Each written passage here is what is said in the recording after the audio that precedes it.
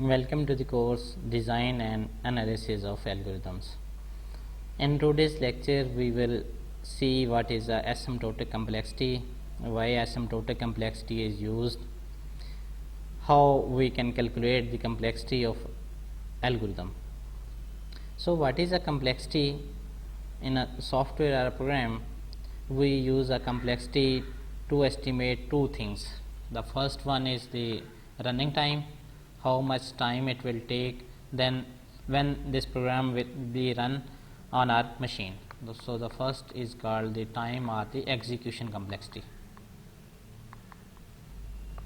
and the second complexity is called the space or a memory complexity. So how much memory our program will use when this will run on a computer machine. In this course, we are more interested in a time complexity. If we have an algorithm, for example, we want to print a table on our screen, for example 5, 10 or different numbers tables on a screen, what will be the complexity of this algorithm? Or we want to print something for n number of times, what will be the complexity of this algorithm? To find the complexity of algorithm, we count basic operation that this algorithm or a program executes. To count the number of basic operations and compare different algorithm is basically a difficult task. After the calculations of different operations, at the end we will have some function. For example, this function is called f of n and this function is n square plus 2n plus 1. In our mathematics, actually we write the function f of x and the value of x can vary. In our computer program, actually we use n as a number of inputs. For that reason we use n and the function is f of n and its value is n square plus 2n plus 1. This is the example function. We have taken some values and we can compute a graph of n square plus 2n plus 1 on our screen. So in asymptotic complexity, basically we are interested to simplify this function. We will be more interested in a polynomial term that has higher degrees. For example, in this equation the higher degree is n square. So we will use this polynomial and we will multiply this polynomial by a constant and we will approximate f of n through g of n. And here the value of c can be any positive number and this positive number will be greater than 0. So till now we have understand that what is f of n. The f of n is the actually number of the operation that algorithm will perform, and we are interested to translate or approximate f of n into g of n. G of n is basically a simpler function than f of n. And what is c? C is a constant and the value of c will be greater than 0. Here we define some other term. For example, in mathematics we have this symbol. This symbol is called there exist some values, and here is also this symbol. This symbol is called for all values. So we can say that for there exists some an input n naught such that for all value of n which will be the greater than n naught, the function f of n will be less than or equal to c g of n. What this line describe is actually that if we have drawn some function that is for example this function is n square plus 2n plus 1, and we are interested to approximate this function by another function, and this function is called c g of n, and this is the value in which we are interested this value is called n naught, and for all values of n, that will be the greater than value of n naught. For example, if this is a 2 and we will be interested for all values that will be greater than or equal to 2, and the value of n can be infinity. So there exists an input size n naught such that for all values of n that are greater than or equal to n naught, and the value of the function f of n is less than or equal to Cg of n. This is called the approximation, and this is the asymptotic complexity. Basically, we have translated our function f of n into Cg of n. So the asymptotic complexity basically tells us the approximation of our function. This approximation can be a very accurate approximation so that we can compare different algorithms. This asymptotic complexity actually is the approximation. This is not the exact number of operations, and we call this as a upper bound, because as you see on the screen that this function is lower than the other function, the other line, that is this one. So we define this function g of n, that is a upper bound, and this is the example how we can calculate the value of the n naught and c. For example, in the last slide we have taken a function that was a n square plus 2n plus 1, and we have approximated this function in c n square. If I will divide n square both sides, this is also n square and n square, so it will become, this value will be 1 2 by n plus 1 over n square equal to c. If I put the value of n naught, that is equal to 1, then the value of c will be equal to 4. I can try different values of n. If I put here the value of n equal to 2, what will be the value of c? The value of c will be 1 plus 0.25, and it will become 2.25. So the value of c comes out to be 2.25 when the value of n naught is equal to 2. So there is not a single combination of c and n. There can be a different combinations of n naught and c. We will see the comparison between the n naught and c in next slides. So in this slides we have written a function f of n, that is 2n square plus 4n plus 4, and we want to approximate this function using g of n, and the function is n square. We will multiply this function with a constant term, that is a c. So we have written 2n square plus 4n plus 4 less than equal to c n square. In a asymptotic complexity and for the analysis of worst case, we write f of n which is less than or equal to g of n. Actually, there are three types of the complexity that we will see. The first complexity is called the worst case analysis. The second is called the average case, and the third one is called best case. What is the difference between best case, worst case and average case? Now, for example, if there are different students sitting in a classroom, for example the total strength is 50, and I am interested to find the roll number 105. Where is 105? The one way is to ask what first student what is his roll number or her roll number, then next. There are three cases. The first case is that I will find 105 sitting at the end of the classroom. I have to ask from each student is that 105 roll number, and at the end I will find the roll number 105. I have to go through or ask the 50 students. This is the worst case, that the roll number I am interested in is sitting at the last of the classroom.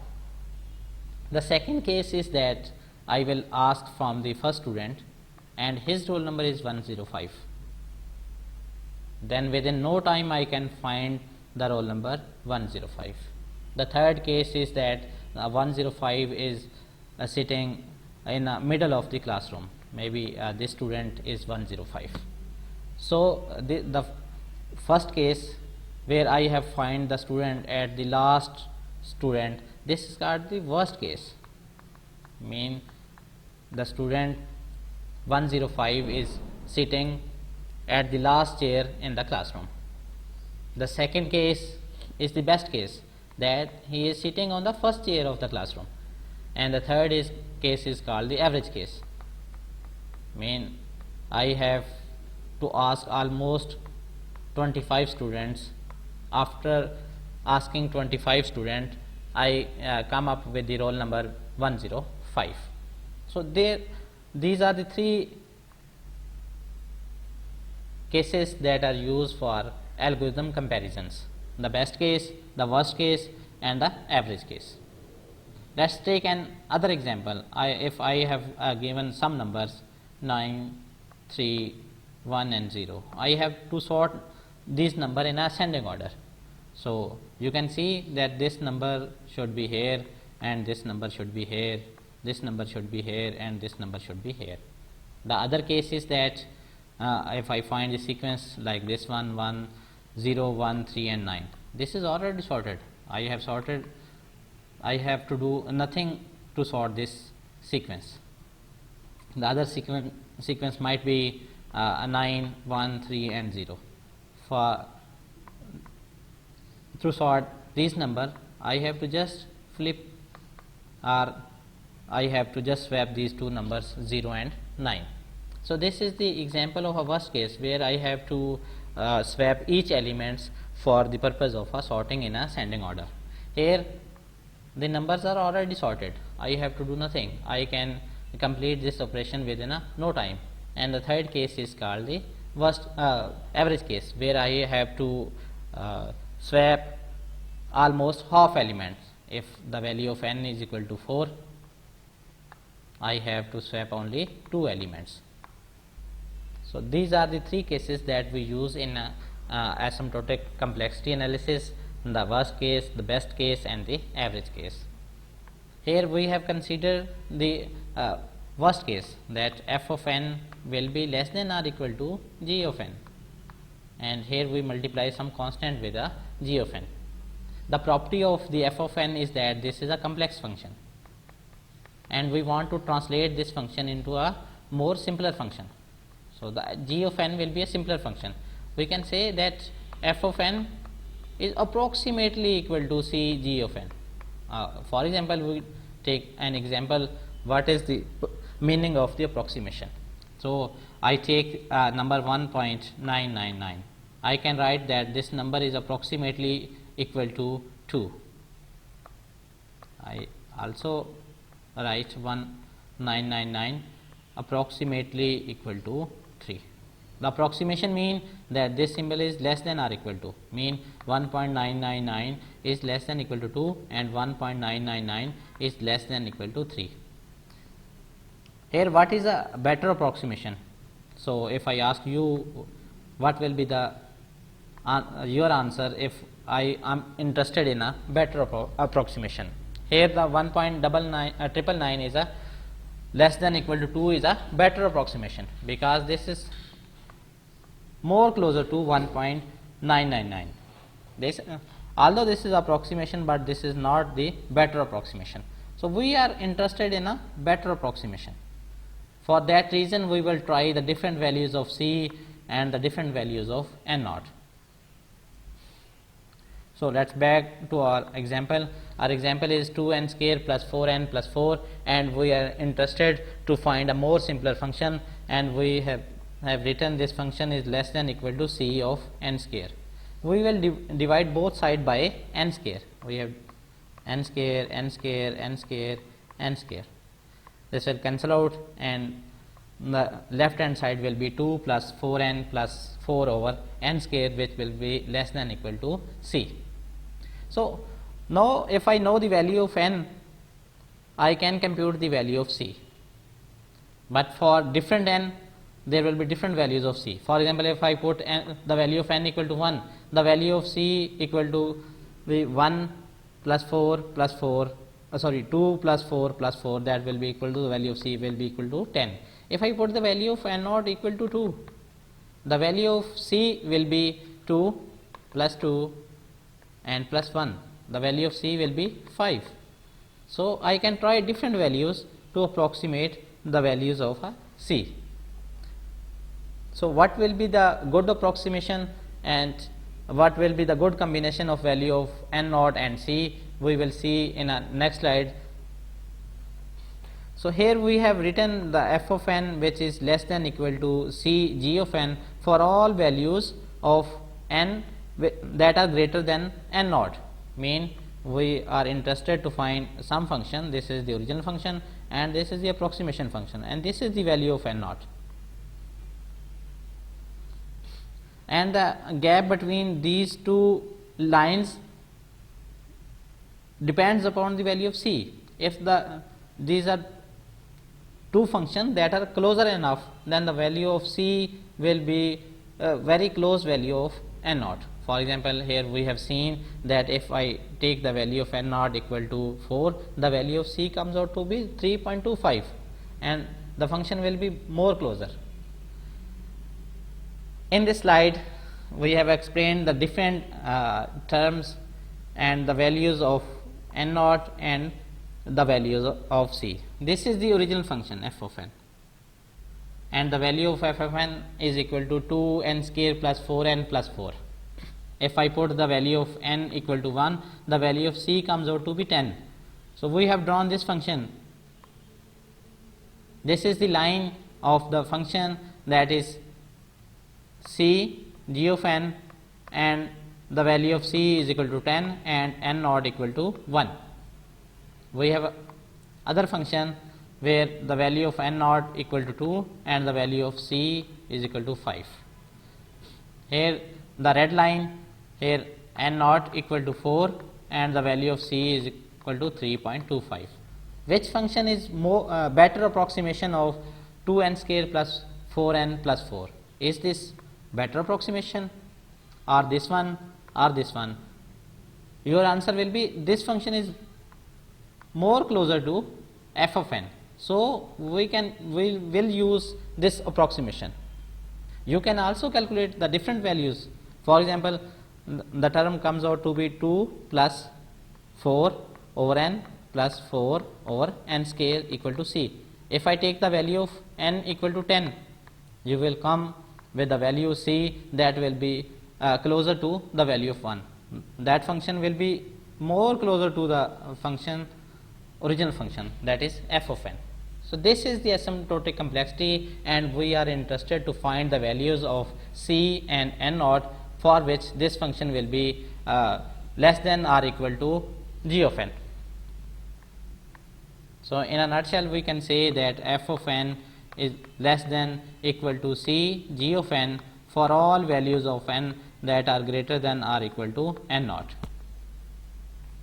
This analysis is called the worst case analysis. This is called the worst case analysis, and we represent this with a big O.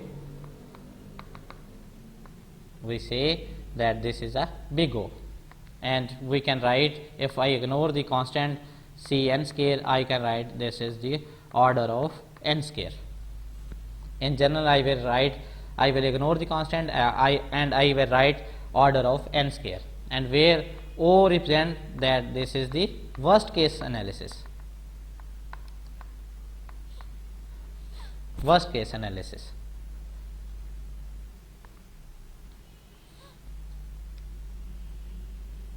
There are other types of analysis that are called the average case and the best case. We will explain the average case and the best case in next slides. So how n is affected by a different values? For example, if the value of n is equal to 10, what will be the value of n square? Why we ignore these values? For example, if we have taken the value of n square plus 4n plus 4 and we have said that this is less than or equal to c of n square, we ignore these two terms 4n plus 4. What is the reason of ignoring these values? For example, if the values of n is 10, the value of n square comes out to be 100 and the values of n square plus 4n plus 4 is 144. So here 4n plus 4 is 44, and if I take 44 over 144 multiply by 100, and this percentage comes out to be 30%. If I take the value of n equal to 100, the n square comes out to be 10,000 and the values of n square plus 4n plus 4 comes out to be 10404, and the lesser term 4n plus 4 value is 404. If I take the percentage 404 over 10404 multiply by 100, and this percentage comes out to be a 3.88. But if I take the value of n equal to 10,000, so the dominant term is n square. If I take the percentage of this one with the total term, so 40004 divided by 100040004 multiplied by 10 and the percent multiplied by 100, and the percentage comes out to be 0.039%. So for the n, if n approaches to 0, I can ignore these values, because if the values of n is increasing, the lesser term or the 4n plus 4 term will be only contributing 0.039%. If the value of n comes out to be 100,100, so the contribution of this term will be more lesser than 0.039. So its value may be, the value of this term will be 0.1%. So I can ignore these values for the greater term when the value of n approaches to infinity.